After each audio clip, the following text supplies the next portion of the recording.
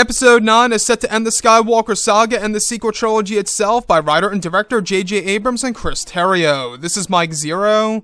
If you guys are new to the channel, do make sure to subscribe to see future Star Wars content. Now, one thing that a lot of people are really interested in is, of course, exactly how J.J. Abrams is going to handle the characters of Rey and Kylo Ren in this story, and exactly what they are going to do with the characters of Luke, Lando, Leia, you name it. However, what's really intriguing is that big interview that took place just yesterday between both Abrams and the Fast Company. In case you guys did not know, it was a very lengthy interview where he talked about Star Wars Episode 9, Bad Robot as a company, Kathleen Kennedy, the firing of Colin Trevorrow, and himself taking over Episode 9. And he eventually got to talk about The Last Jedi very briefly, about his experience working with, of course, Chris Terrio on Episode 9, and how he really had to do a lot of guesswork based on what Rian Johnson was doing, because JJ was a little bit out of the loop on what Rian was actually working with, and that's exactly why there were some rewrites toward the end of 2018. So this is what JJ had to say. But it was a completely unknown scenario.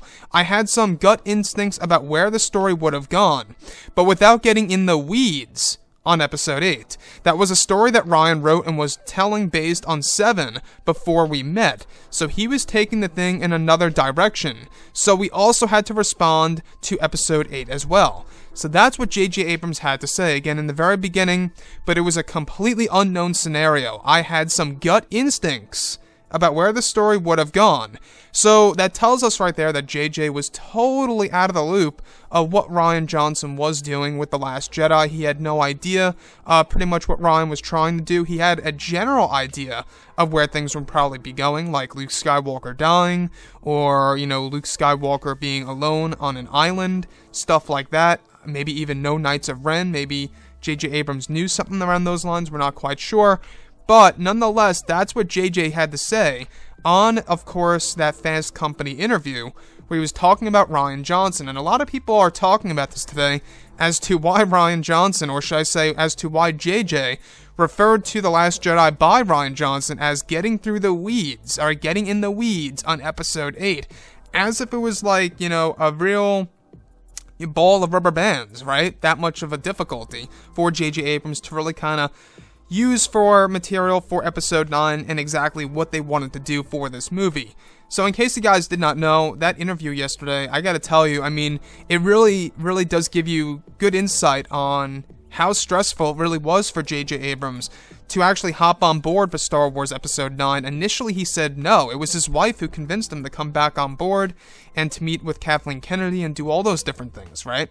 So, Episode 9, it's a very special movie. We do know that J.J. Abrams poured his heart and soul into this film with Chris Terrio. By the way, if it weren't for Chris Terrio, J.J. wouldn't have done this thing. He needed a co-writer, as he actually said in that interview just yesterday. So, if it weren't for Chris, we wouldn't have J.J. on board for Episode 9, and we most likely, quite possibly, would have had Rian Johnson back for Episode 9 and or another director that might have been, let's say, for example, not as experienced as JJ. Say what you will about J.J. Abrams, but I will say that I'm still giving him a big shot with this movie. The Force Awakens, in my point of view, was entertaining. It was good as a movie. They could have been a whole lot more original with it. I will say that. I will be honest with that.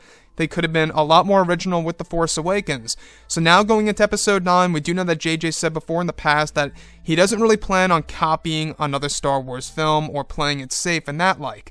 So this movie really is going to be original, like The Last Jedi, which, by the way, The Last Jedi did not turn out to sit well with fans. However, this one will be original and unique, but will have a lot of nostalgia and fan service driven into it, and will have a lot of connections to the prequels and the originals. And I think that's really the core of what Episode 9 is going to be. It really is the end of the Skywalker saga. It's going to pay a lot of respect to, of course, familiar planets, characters, and locations in the Star Wars universe. So like I say, when J.J. Abrams says that, but it was a completely unknown scenario for him, and how he had to go with his gut instincts about where the story was going and what actually would have been done by Rian, and getting in the weeds of Episode 8, that was a story that Rian wrote and was telling based on 7, before he and Rian even met.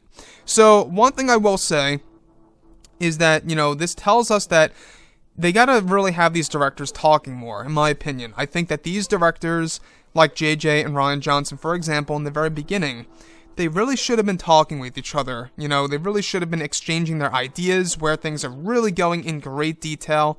I'm talking about specifics here. This way, if that director ever returned, he could just pick up on everything of what the other director already did, or, you know, what the director was going to do while the other one was actually writing the script before it even released. So anyways, guys, let me know what you think about JJ's response to The Last Jedi in that Fast Company interview, and if you guys did enjoy the content for today, do make sure to drop a thumbs up on this video to support the channel. I thank you all so very much for the kind support, and I'll catch you guys next time.